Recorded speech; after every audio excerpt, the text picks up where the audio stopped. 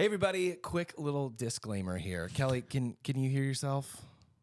I don't know. Can you hear me? I will tell you this. So I had to record a quick voiceover for a job earlier, and I muted Kelly's microphone. He just didn't want you guys to hear anything I said on my birthday episode. Ugh, such a heartbreak. But we want to make sure we gave you the episode anyway. If there's a way that we can tweak it and fix it, we will. But wanted to let you know, apologies. Thankfully, my mic is loud enough that it picked up a ghostly Kelly in the background. So you'll still hear me. If you can tough it out through these episodes, it's still a lot of great stuff, especially our Hardly Working Through It first episode. So if you want to stick around, we'd love to have you, but apologies about the microphone situation. We love you. We'll see you next week. Bye. Bye. Enjoy.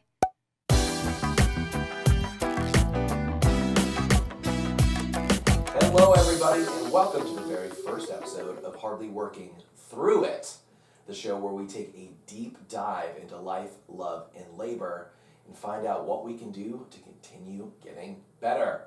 I'm SP. And I'm Kelly. And today, we're going to answer the question, when did birthdays stop being fun? Which is interesting because we just talked about your birthday on Hardly Working. Yeah. And it seems all fun. Yeah, my birthday's tomorrow. Tomorrow. And by the time you're listening, it'll already be have happened. But we talked about kind of the enjoyment of birthdays, some unpopular opinions, but not necessarily the dark side of birthdays. There is a downside that we'll get into. Yeah, for sure. Sorry. Had a yawn come out of nowhere. Yeah, for sure. I mean, birthdays are a weird thing, right? I think the older you get, the harder they get, the more emotional they get if you're like me. And they can be fun, but the majority of the time, not so much. Not so much. Well, we'll take Sorry to No, interrupt you, go but ahead. it's more of like commitments where it feels like you have things that you have to do. And I can't think of the word for what that is right now. Obligations. Thank you. Yeah, you're welcome. Sorry, I woke up pretty early this morning, and so I'm a little fuzzy in my We hands. also have had many nights this week where we've gone to bed at like 3 because of gigs and then get up at 6 or 7. Like, it's a lot. But, before we jump into answering the question, let's just talk about the show a little bit. So this is a new show that we're doing. The show after the show. It's the show after the show. Because a lot of people love, well, I love as well, just kind of the fun stuff that we get to talk about on Hardly Working.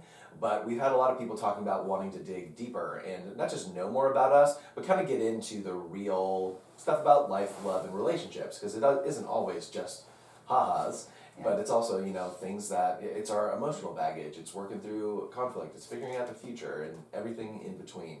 So we wanted to design a show that we didn't want to just like throw this at the end of Hardly Working, where if you didn't, get through all the comedy stuff, you would miss the heart, so to speak. Yeah. We wanted to have a separate thing so those who want to hear this can get to it quickly, and for those who aren't interested in going deeper or learning more about us or our story or how we're growing and changing and evolving, you don't have to. But that's what the show's all about. Yeah. And we'd love for you to just come on this journey with us as well. Each week we're going to be likely, of course we'll toy with it, see how it works, but we'll be talking about one specific question or thought. And I think we won't do it this week, but as we continue on, we'll likely let you know what that's going to be for the following week so you can think through it for yourself. We're going to invite you into what we do at the end of every year, our top knots for Hardly Holidays. Yes. We're going to let you know how we kind of categorize our top 10 best and worst moments of the year. We'll talk about it live with you guys, with each other, on air on Hardly Working. And then if you want to do it by yourself or with a friend or with a partner, whatever, you can do that as well, and then we'll let you know how that works before we get to that episode. So if you want to look through your list as we're talking about ours, you'll be good to go. But that's kind of how we're going to be doing it. Kelly mentioned the question we're talking about today, which is when did birthdays stop being fun? But before we get into the heart of that question, wanted to go through a quick little thing for you to get to know us a little bit better. What are you doing? Okay. Which is, I'm ready. You've probably seen variations of this game. Basically, we're taking a question about the two of us and saying, which one of you, fill in the blank, which one of you is more likely to be late? Which one of you is more likely to start a 401k? Me. You. Kelly is good with money, girl. All right, let's do this. So that's what we're going to do. Go through get a it. couple questions real quick, and then we'll both jump into it. I've got more questions than we need, so we'll see how it goes. First All right. one. Who is more likely to sleep in? You. Me. 100%. But see, here's the thing. Okay. There's like a caveat to this. Sure. Because if we have to get up and be somewhere and the alarm goes off, I'm the one who's getting up. Yeah, that's typically true. If we have nowhere to be, then I'm the one who's probably sleeping in. I'm so excited about the show because we can talk more, not honestly, we've always been honest, but more realistically. Yeah. Like, But that's true what I said, right? yeah, it's true. And I think part of it too is that, like, when I was really busy and your business was just starting and wasn't as busy, like, you took care of so much stuff, particularly for me. Like, you knew exactly when we had to leave or when our flights were or what my call times were.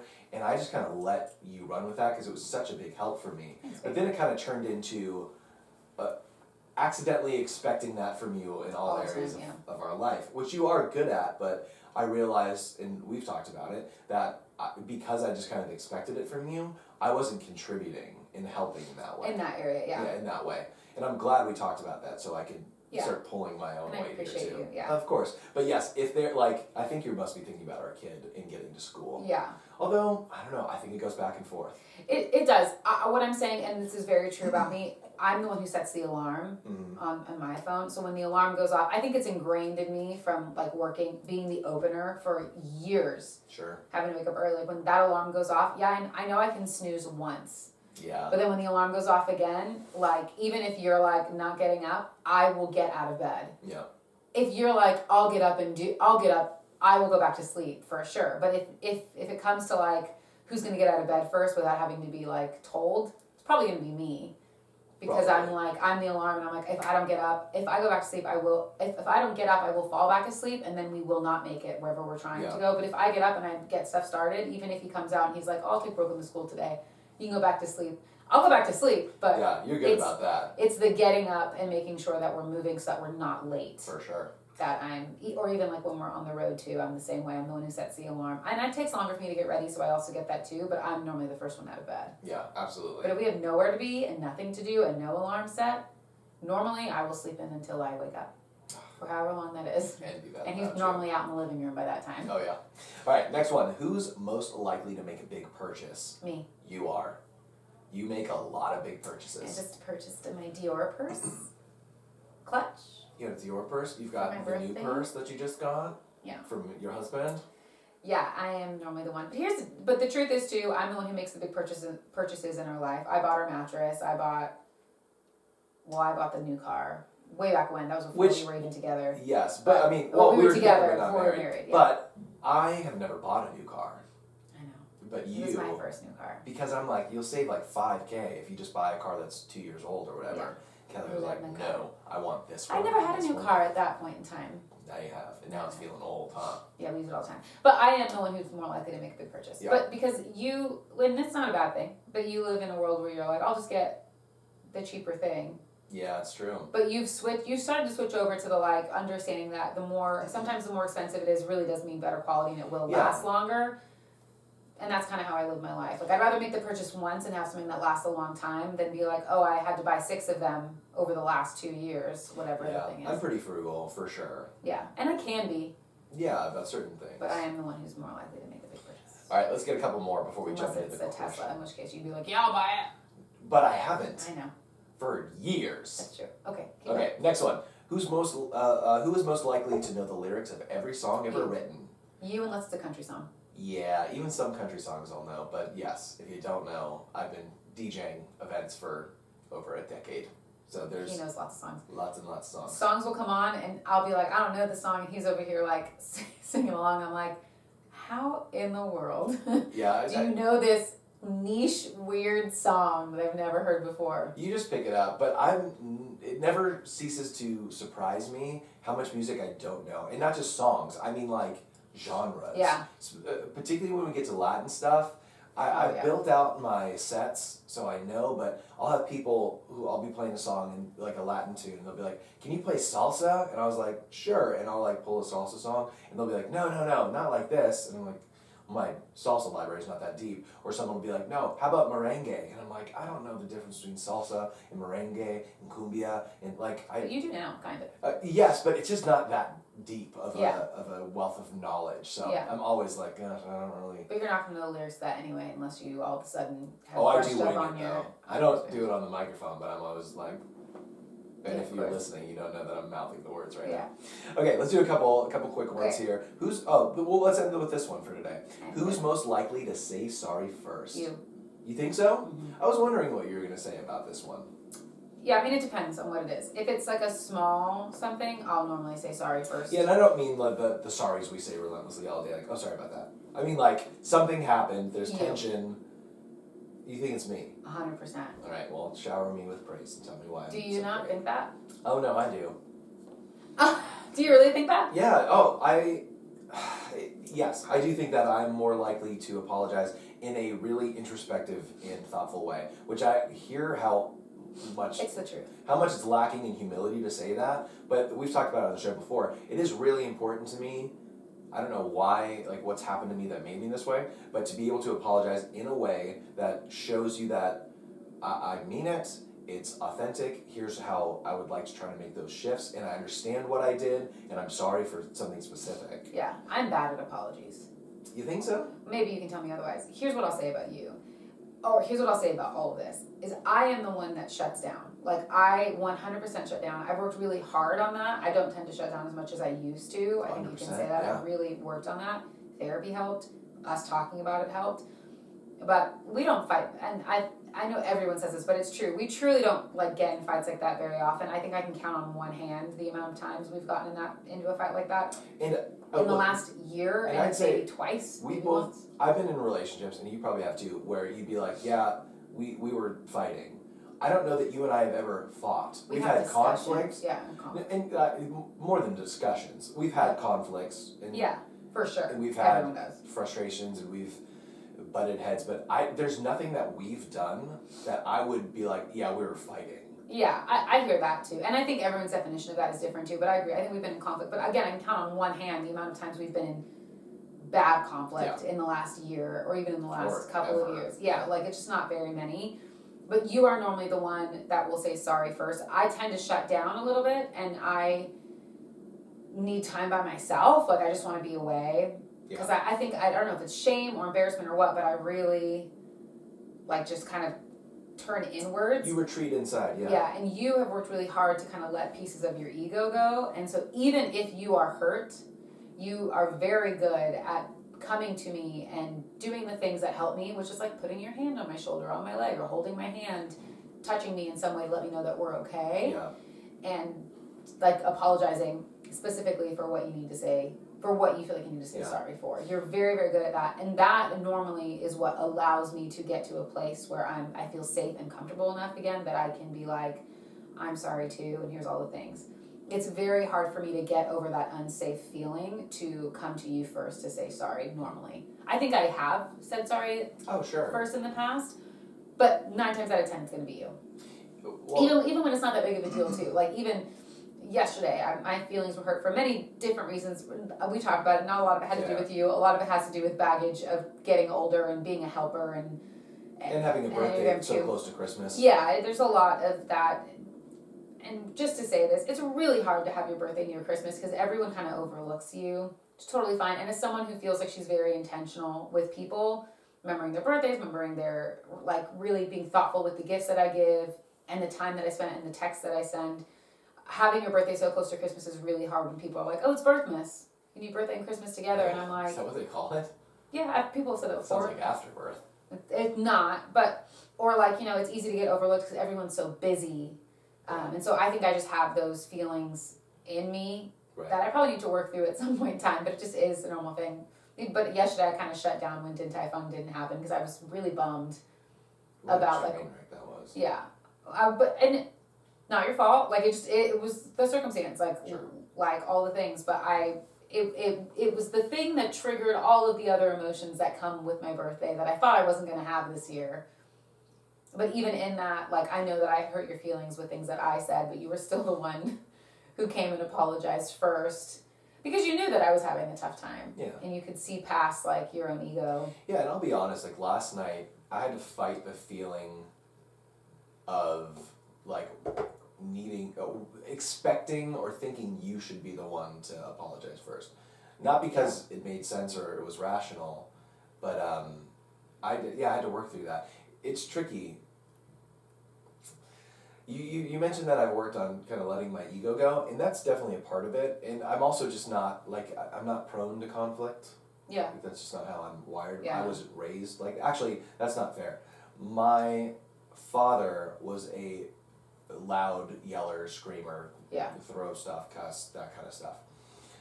My mom is Oh my and gosh. was the opposite. Yes. Her conflict style is much more passive. Yeah. And so I adopted a lot more of the passive aggressive stuff Yes. than the forward aggressive, which, I mean, both have their pros and cons. Yeah, for Both are not necessarily healthy. Yeah. But let me go back to that, what you were saying earlier about me apologizing first typically.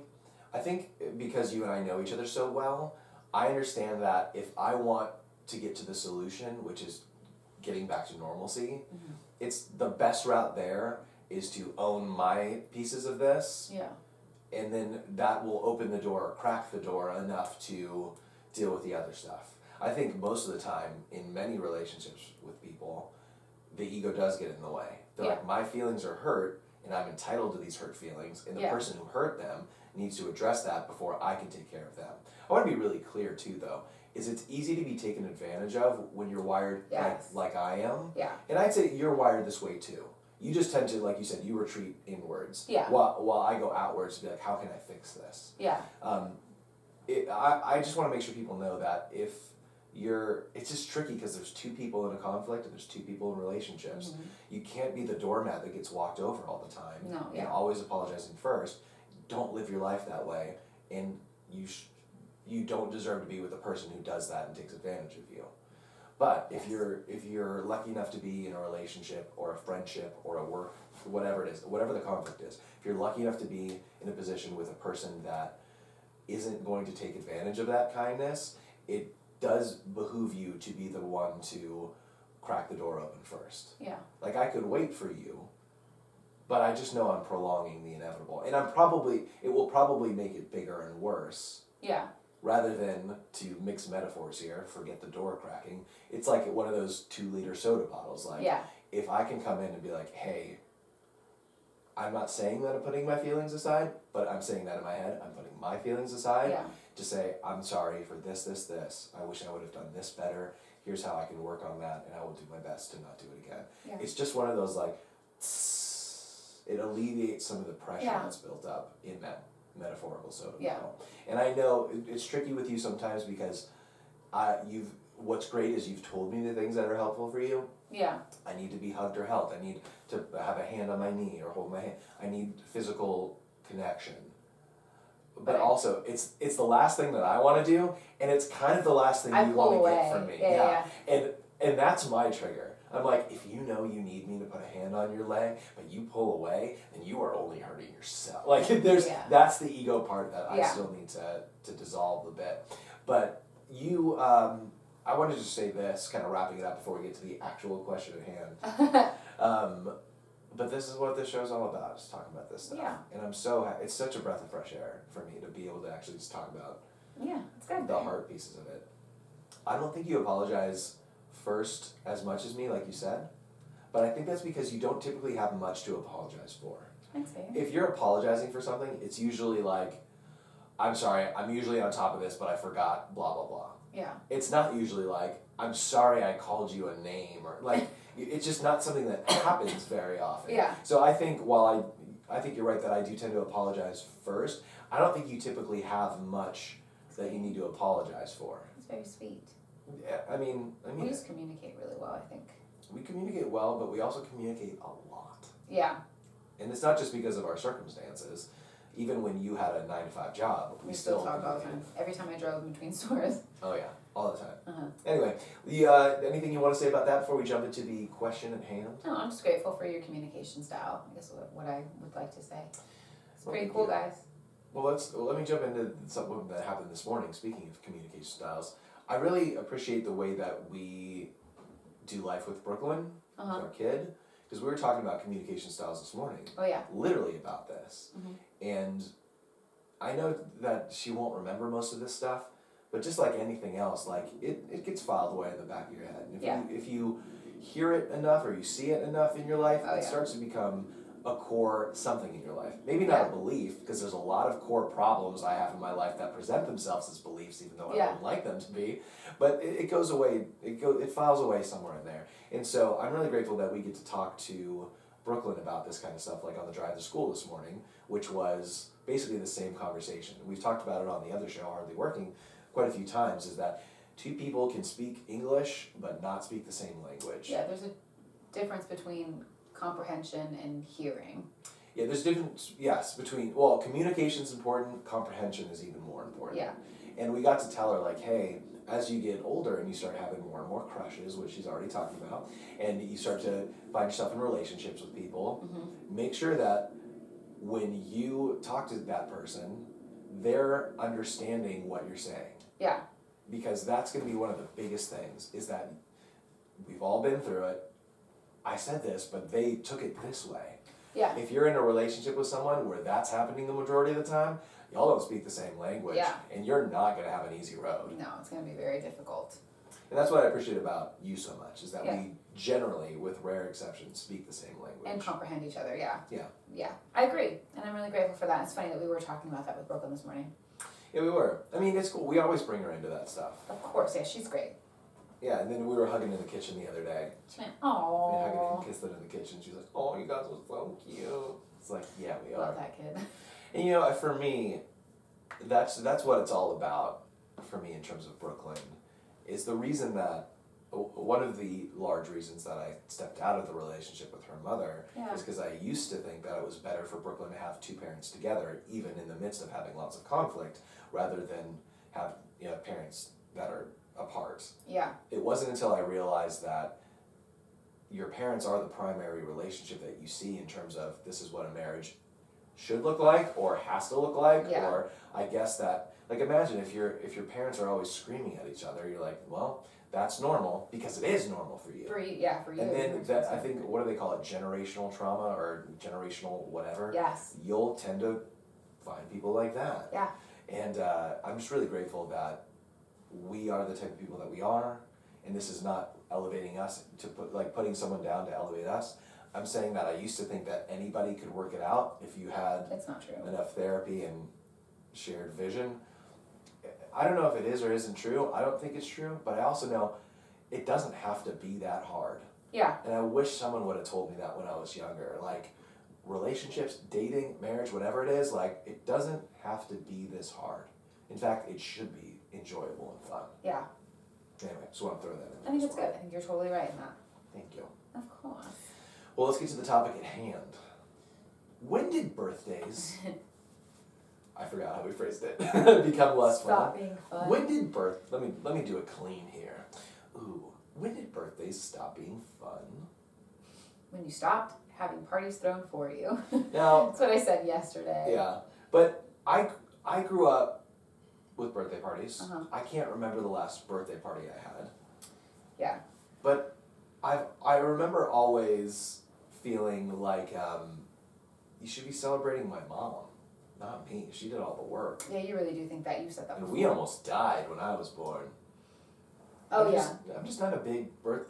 Oh, the other piece is I don't like the attention being on me for the sake of a birthday. Yeah. If I did something, it makes sense. We're getting married. It makes sense. Yeah, it's so weird because you are, and I mean this with all love in my heart, you are someone that does kind of like to be the center of attention. Like, you're the one who likes to you're obviously, you are a host. Like, 100%. you want that. But on your birthday, it's like the one time that you're like, no, like, nobody reach out, nobody do anything. I don't want to be throwing a party. I don't want to go to dinner. I don't want to do anything. I just want to be, and it's so opposite Yeah. of who I know you to be. Maybe it's because everywhere else is like, hey, look at me. Hey, look. I'm doing a second podcast right now, just to say, hey, look at me. Yeah, but it's funny because it is funny that you got paired with someone who, like, loves doing that. Yeah. I literally told you the other day, I was like, I would throw you, like, a bomb-ass birthday party Such a big party. if you wanted me to. Like, I would totally do that. You don't, so I won't. Yeah. But I'm like, I'm in it. Like, I want to do it. But I promise, I will tell you, like, I know. here's the chance, let's do it. If you want to throw a party, do it. Yeah. But let's talk about it. Yeah, we got all the things. So I'm just not a big birthday person personally. But for you, do you have a time, do you remember the last time you were, like, excited about your My birthday? 30th birthday party. Okay, so that's not too long ago. No, but I threw myself a party. What do you mean by you threw yourself a party? Like, we threw a birthday party. Yeah, it feels like a joint Do you want me to effort. say we? I meant like my mom and my dad. I got so much praise for apologizing earlier. I know, here Just you need are. more credit. What do you mean you? But what I meant by that is like you didn't throw me a surprise birthday party. My parents didn't throw me a party. Like no. I told you, hey, I want to have a birthday party. We made it happen. And we made it happen, and it was really cool and really fun. But that was probably the most fun I've had for a birthday in a while. The time before that, which was also a very sad birthday, but it was my 25th birthday. My parents took me and my best friend Simon to San Francisco for the weekend, which was really fun. And then the one before that I can remember was my 21st birthday. What was that? Nothing, but kind of. I was doing the Passion Play at the time at Shepherd Church. Oh. And so I was in the thick of it, and my friends picked me up after either rehearsal or the play itself, I don't remember, and they had baked me a cake that said, "Happy birthday, bitch," with 21 candles on it, and they had gotten, like, strawberry daiquiris or whatever, like, stupid drinks for, like, my first... Was this Andy? It was Andy. Of course and it was. Amy. Love you, Andy. Yeah, it was Anders. Yeah, it was great. But it was memorable enough that, like, you know, it wasn't anything super big, but, like, they were really intentional with, like, they baked me a cake and they made it kind of funny, and they got, like, we had alcohol and we did that stuff. Yeah. And that same birthday season, I went out with a couple of people from the play as well, and they, like, bought me gummy bear shots from a place. What is that? Just a shot that tastes like a gummy bear. Oh, it's not like a Jell-O shot or something? No, I've never done Jell-O shots. Me either. We should do that. Yeah. I heard they're hard to get out of the containers. Yeah, I don't really know. Me either. But you know, that's kind of like the last time that I think I can remember. Those are kind of the big ones. Like 21, 25, 30. Next one will be 35. Who knows? But I think, I think birthdays can be fun, but I think as we get older, you just don't have, it ties in line with what I said earlier, which are some things which I'll talk about if we have the time, of things I've learned in the last year, or things that have changed. Yeah, I'd love to hear about that. But I think at the top of this podcast, I had said, look, making friends in your 30s is hard, but it's just natural over time. Like, you have a ton of friends when you're in school because you're surrounded by people all the time that you're forced to do life with. You want to do life with some of them for sure, but like you see them every day, Monday through Friday. And so you have all these friends, and so you can have big parties and do different things. And then as you get older, that gets smaller and smaller as people's lives change, as priorities change, as people move away, they have families, like we have less and less time and less intentional. And so it becomes less fun because then it becomes more work to try to get everybody together or try to figure out what you want to do.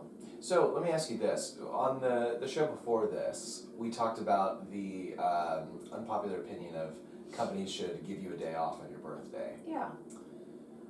Do you think that as you get older, and you described, you know, people move and your circles get smaller, is it as important? Is your birthday as important of a day? We talked about companies should give it off. Yeah. But, like, is it still that important? I think it can be. I mean, I would take a self-care day for my birthday. And in fact, I am. My mom, you are. Mom and I are going to Burke Williams to have a spa day on the weekend. But that is life-giving for me. I'm a self-care girl. I've learned that as a 2 on the Enneagram scale, which we talked a lot about. We should probably break into that at some point in time on this show. The Enneagram stuff? Yeah. Yeah, that's a good idea. But I'm a 2. I'm a helper, and my natural instinct is to give and give and give and give until I have nothing left. But in order to be healthy, and I talked about this with my therapist too, like, I have to figure out what is self-care for me and give myself the permission to, like, take that self-care. And so one of those things that I do is going to the spa. And I have a membership, and I'm not upset about it. I'm so grateful for it because it forces me to go once a month or every other month at least, because or else I lose it. Use it or lose it. Yeah. I'm not going to lose the money that I put into Burke Williams. So, but self-care is not really a sponsor. But self-care is really important. I don't know why we got here, but so for my birthday, like, that is important to me. But that's me personally. Like, I'd have a day where I could see the people that I love, go to the spa, take a bath, get free Starbucks. Yeah, which we'll do on Tuesday. Yeah, get my dozen free donuts from Krispy Kreme. Probably not that one, but we should. That's like the best one. I wonder if you have to get it on your birthday or you can get it around, because I'm going to be out there on Thursday to get my nails done. Ooh, there's a GMM episode about it. I guess we could just look it up. We'll look it up. Anyway. Going back a little bit. We'll be out that way anyway. We should see, if there's a Krispy Kreme at near Din Tai Fung. There might be. Well, yeah, we'll hit it up. Anyways, sorry. We got this, girl. We're getting some donuts. Yeah. Fantastic. Yeah, new body starts in 2024. Yeah. Sorry, what were you going to say though? It's all good. As you were describing your birthdays, I realized there was a recent birthday celebration that actually was nice and felt good for me. For you? Yeah. Yeah, tell me about it. Nothing to do with you, though. Sorry. Was this when you were in NTI? This was my other wife. Not my first wife. My other wife. My secret wife. John? Yeah. Homer? Well, John was involved, yeah. Okay. No, but I want to unpack this because I think there's Jen? some. Yeah, Yeah. Jen. Love you, Jen. There's something to be said about it in terms of how my brain operates. Yeah. So, like you already said, I'm not a big birthday celebration person. Don't surprise me. Don't do it. And I always work on my birthday. I typically am working at NTI, which is a huge nurses conference that happens every year, right around the time of my birthday and our anniversary. And I believe it was 2 years ago, we were in, I want to say Orlando, but who knows, all the convention centers blend. I remember this. Yeah, and it was... What was the year we got married? No, it was 2 years ago. Okay. Anyway.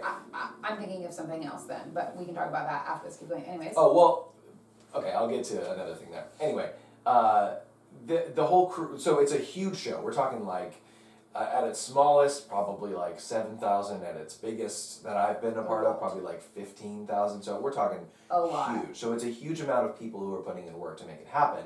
And there was one day, I believe it was during rehearsals, we were doing this whole like 10-minute Elton John like set, like songs and performance. It was so fun with me and John Homer. And we came out during one of the rehearsals and like the whole crew was there and they were singing happy birthday to me. Oh yeah. And there was like, I think there was a big cake there and everybody got to have it. And that felt awesome to me for a few reasons. One, everybody got to have cake, which is fun for people. But I think it also felt like, hey, we're pausing this work stuff in order to be like, we love you, it's your birthday. But I think the subconscious is like, oh, these people love me. But they also know that I'm such a hard worker. I'm so in demand that I'm working on my birthday. Like, I think it was a lot of, honestly, ego that comes into it. Yeah. But it did mean a lot to me. And the last thing I'll say is, every year, my friends, the ladies at NTI, do a little something for my birthday. And by a little something, it's not like a, hey, look at me, but they usually decorate my green room, my dressing room, with many different things. Yeah. Usually something outrageous and it's crazy. The year, so his, his birthday falls like normally within the same week of our anniversary, like the week we got married. In fact, he worked like the week. Like a couple days before. Yeah, prior to us getting married in 2019. I think that one was in Orlando. Yeah, and they celebrated your birthday, but they also threw you a bachelorette party, but they were like, we only know bachelorette parties, we don't know what to do. Yeah. But they definitely decorated your green room with penises. Yeah, I don't know if I can show that photo, but... I don't think you can. Like bachelorette style though, like all of that stuff. It was for your birthday and it was for that. They were very kind and gave a Southwest gift card, I think, or something like that. Yeah, I mean, Jen and... We'll see them soon. Oh yeah, we're going out there. Mm-hmm. They're all just... They're so great. Melinda, Amy, they are such a treat to work with. Glad to know that your favorite birthday was not with me, but rather with your other family. My secret family. NTI family. But I understand that though, like wanting to feel like loved and cared for, but also be known as someone that like works hard. Like that fits in with your 3. We're talking about Enneagrams, the achiever of like, I'm still working even on my birthday. Yeah. And I think there's mostly unhealth that has to do with that you know, that force need you to be celebrate your needed. birthday. Yeah, but that wouldn't be good for me. I'm not, don't worry. Anyway, so that was just one memory that I had there. But the question at hand is like, when did it stop being fun? Do you have like a thought of what, not necessarily maybe when, but like what shifted? When it started being work to have people celebrate you. Why is that? Is that the helper in you? That's like, I don't want to force people to celebrate me. I mean, the 2 in me is, can you turn that on? It's not on. I'm sorry. Oh, sorry. Yeah.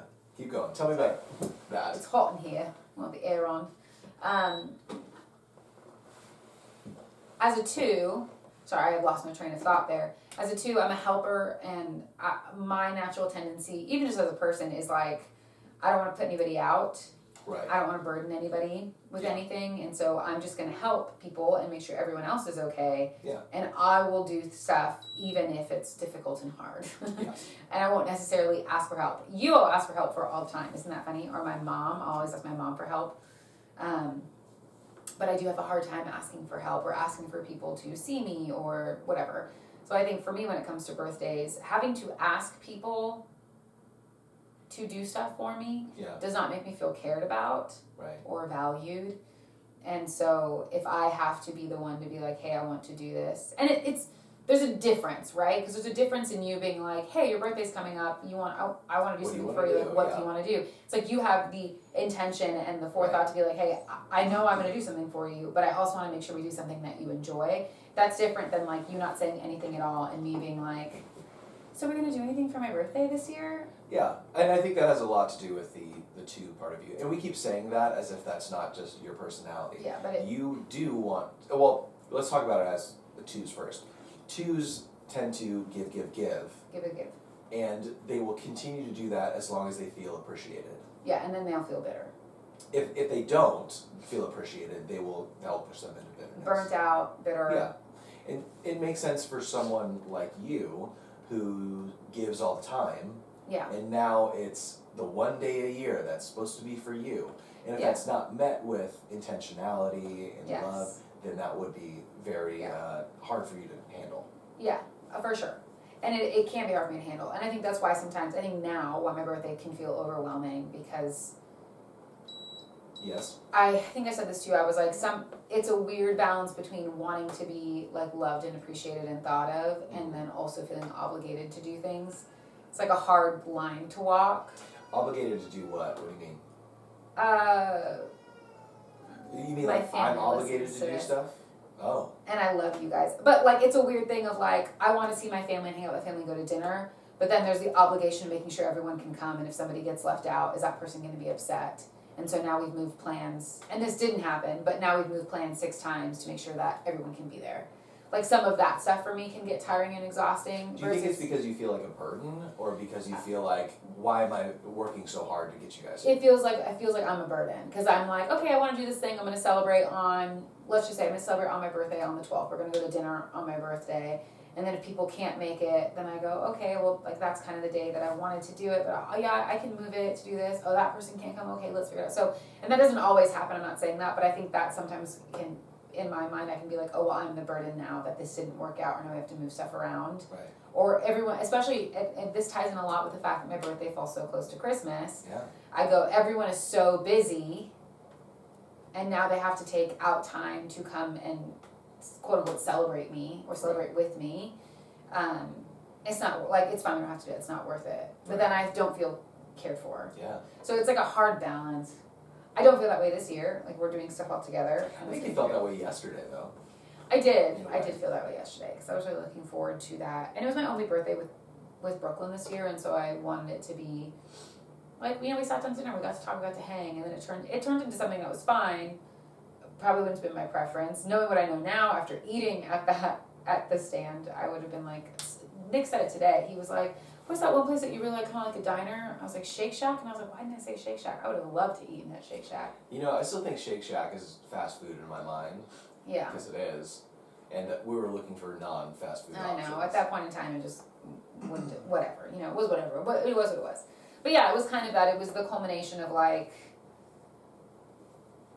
I've been so busy in this season. I've been looking forward to eating this food in particular. Brooklyn and I have been talking about it all week. It's been a finish line for her and a finish line for me. I knew you were excited about getting family time together. We're both really tired, but we decided to make this drive. And then to get there and be like, oh, we can't do this. I think I said to you, like, it didn't feel intentional.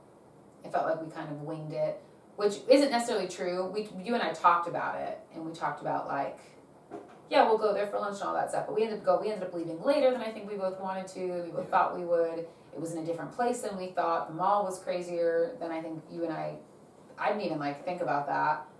You got a phone call in the middle for another Truly, gig. yeah, I got a phone call as we were trying to get directions. It was just a very stressful, like, leading up to it. And then to, like, try to find this, we, like, happened across it as we were walking through the mall trying to get to the Americana, which is not where it was, like, anymore. So I think it was just a mix of feeling like I'm a burden I had like dressed up in something different that I would normally wear. So I felt like ashamed of what I was wearing. There was a lot of things that happened yesterday. And I also think it was like the culmination of me just being tired, you know, from like working and all the gigs and all the things. So it's interesting. But I love you. And I know you were being thoughtful. And I know that you've been thoughtful in this season with stuff, with like planning stuff with my family, making sure I got time with Simone. Even you were going to go so far as to text my girlfriends to be like, hey, I'm planning a dinner that I'm not even going to be at for you guys to go and do this thing. And I know that. I was just bummed. Birthdays are just hard. Which, by the way, I didn't do. So if any of your girlfriends are listening, I didn't get the text. He didn't end up doing that because Simone just reached out and I decided that I would just go with Simone and plan something later. I'm busy too, so it's just a lot of stuff happening right now. But words. Birthdays I think are just hard for me now and not as fun. And the truth is, I'm a host and I'm a planner. So I think that's why I really enjoyed my 30th birthday party, because I got to plan something and I got to host people and like have a bunch of stuff for them. I mean, we had socks, we had blankets, like we gave, you know what I mean? Yeah. We had tons of stuff. Open bar, heaters. Yeah, heaters, photo booth, music, games, urbane. We had tons of stuff. It was really fun. Yeah.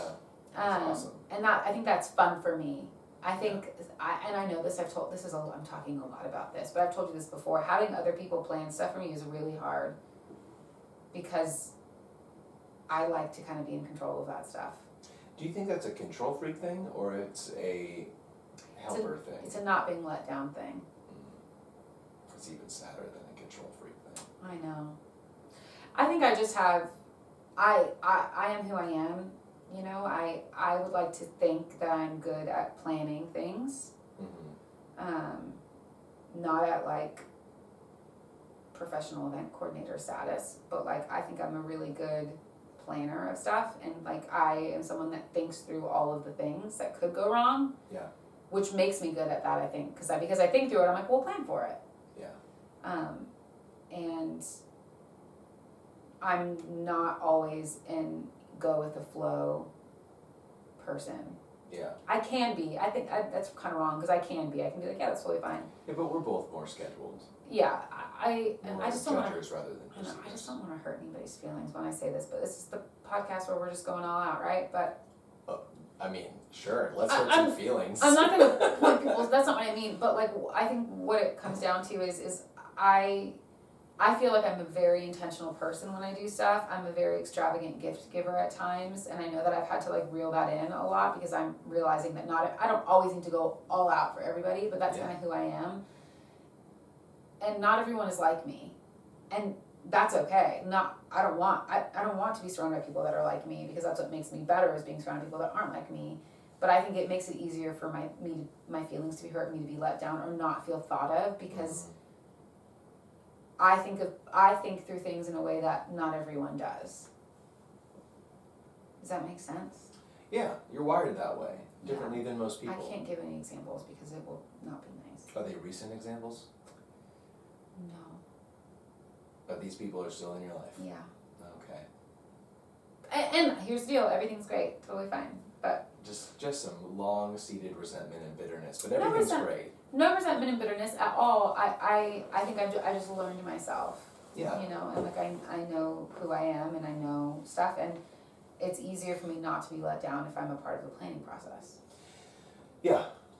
And to go back just a minute ago, when you were talking about being an extravagant gift giver and that kind of stuff, I don't want to boil this down to love languages because honestly I think, I don't know, the further we get away from when that book came out, the more I think we're learning that it wasn't exactly all-encompassing. Yeah. But for the sake of it, like some people, their love language is giving gifts.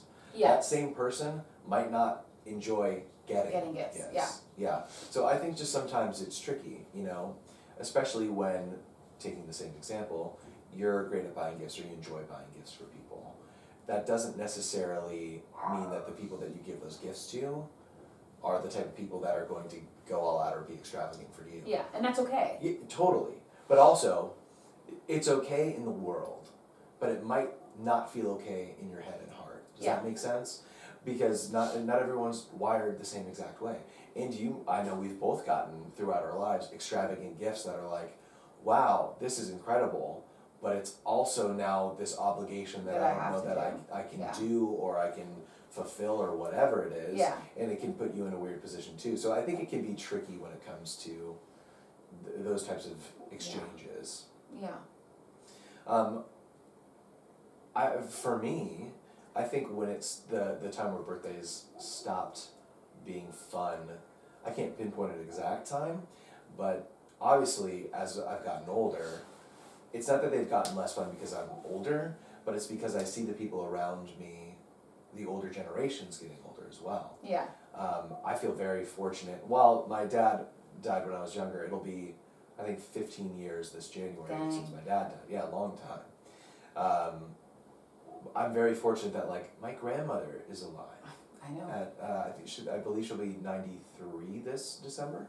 Every time you say this, you say it different. I thought it was 94. You know why though? It's because when you're in your 90s and you make it to the next birthday, people jump to the next one. They're like, she's basically, and then she's 93. Yeah, and then we don't know once we get there. We're like, is she basically 93? Or is she 93? Yeah. Yeah. Kind of like our anniversary. We're like, we've been married for almost 5 years, Yeah, but now that's 5 months away. Yeah.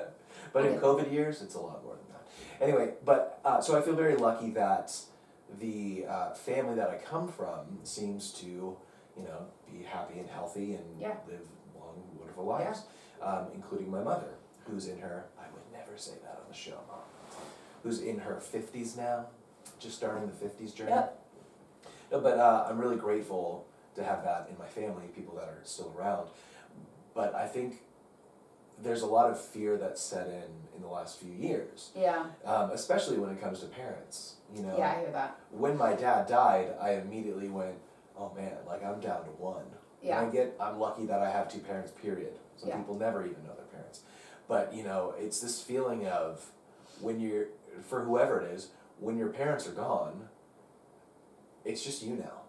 There's no safety net. There's no like, oh, I don't know how this works. I'll just call. It's gone. Yeah. And so I think that feels like the ultimate, like, you're the adult, you're the patriarch or matriarch, whatever. Yeah. It's all on you now. Yeah. And especially as both of us being people with brothers and sisters, there's even more to that. It's like, who's responsible for X, Y, or Z now? Like the thing that mom or dad used to always do, who does that now? And so I think... I'm just kidding. Yeah, you. Thanks for being a helper. Yeah. Are you getting cold now, by the way? I can switch it up for you. No, I'm good right now. Okay. But I think that's a big part of it, is that fear of... Honestly, it's a fear of death. Not for myself, but for the people that I love. Yeah, you're right. Excuse me. And as everyone gets older, statistically speaking, it's, when you look at your life or a person's life that you love and you go, statistically speaking, there are more years behind them than there are in front of them. I think that's what starts putting things into perspective. Because when you're really young, when you're a teenager or whatever, you're like, I'm invincible and things will always be puppy dogs and rainbows and there's nothing but opportunity in front of me. Yeah. And then as the world beats that out of you and you also get older and you realize which doors are open and which doors are closed and all that kind of stuff, it gets tough. And that kind of bleeds into my next thought. The other point of like when it got less fun for me, it wasn't like when I turned 30, but there was some time in my early 30s, now that I'm in my mid 30s, that I started this feeling of like, I've missed my shot, particularly like with entertainment. That's not true though. And I get it, like I have so many cool things that I get to do. And I've even hosted a few seasons of television shows. Like I've done the thing that I've set out to do, but it's still not good enough for me. Yeah. And that is we sing it all the time, never enough, never. But that's kind of how I'm wired. Yeah. Is even if I got the thing, I would still be like, I haven't arrived. Pardon me. That's true. And I understand that that's going to perpetuate that feeling of, the doors have closed and you've missed your shot and all that kind of stuff. Yeah, for sure. But like things stick with me. Like when I got my new agent, Paul, who I love, he's my specific on-screen hosting, so television hosting. I wish I would have met you 10 years earlier. Yeah, and he's like, how old are you? And I tell him, he's like, I wish I would have met you 10 years earlier. You'd have your own TV show by now. And so, well, he obviously didn't mean anything by that, it perpetuates the narrative in my head that goes like, yeah, I missed it. You did miss it. Totally. But it's just that fear. Yeah. Which also comes with like, man, what if I've dragged my family through this pipe dream of mine that's totally selfish? It's not. But in a way it is. I mean, it makes money for our family, and that's not selfish. But it's selfish in the sense of like, I'm going to try to do something outrageous. And you've done it. Just for the record, you've been successful, and you are continuing to be successful. Thank you. And I'm I not appreciate worried. that. But You went through this crazy dream of mine, and now I've made the most money I've ever made in 1 month this month. pretty incredible. And congratulations on Thank you. that. But for me, I think there is that fear as the clock keeps ticking down Uh-huh. towards the inevitable end of the road that we all meet at some time and place. It is just that fear of, like, have I done enough? Are the best years behind me? Actually, no, I'm confident the best years are not behind me. But it's those types of feelings. Yeah. So I think, I'm sure a lot of people can connect with this feeling of like every year on your birthday, what once was like, people are gonna buy me presents, Yeah, it's now. is now what do I like do? Yeah. another year down. Now what? It's now what? It's How do I top what it? did I accomplish last year? Did I do enough? Yeah, Like, I hear is my that. trajectory good? I hear all that. So I think that's when it became significantly less fun for me. Makes sense. But the flip side of that is you and I, and we talked about it earlier in this show, we do our top knots every year. That's true. So Well, we get we- to look back and see. Yeah, which is very, very cool because it does give you an opportunity to look back at the year and see your accomplishments. Yeah. And so many times we're like, oh my gosh, either that's a lot of stuff we did, or I forgot that that was this year, That or happens a lot. any of that kind of stuff. So I'm appreciative for those counterbalances Mhm. in my life, in our life. But I think that's, for me, when it stopped being as enjoyable.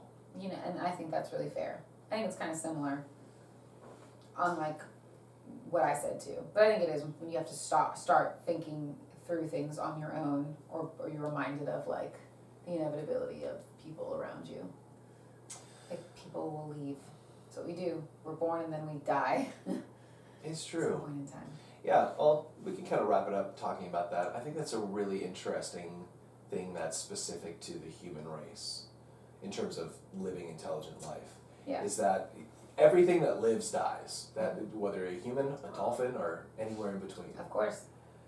And we know that's I thought inevitable. dolphin was a human or a dolphin, not a whale. Or anything that's in between Yeah, those or two. anything between As those if two. that's Yeah, I all was like, encompassing. all right. Or even a woolly mammoth. It doesn't matter. Ask them. They're gone. We didn't They talk don't about it on the look show, but they might be coming back.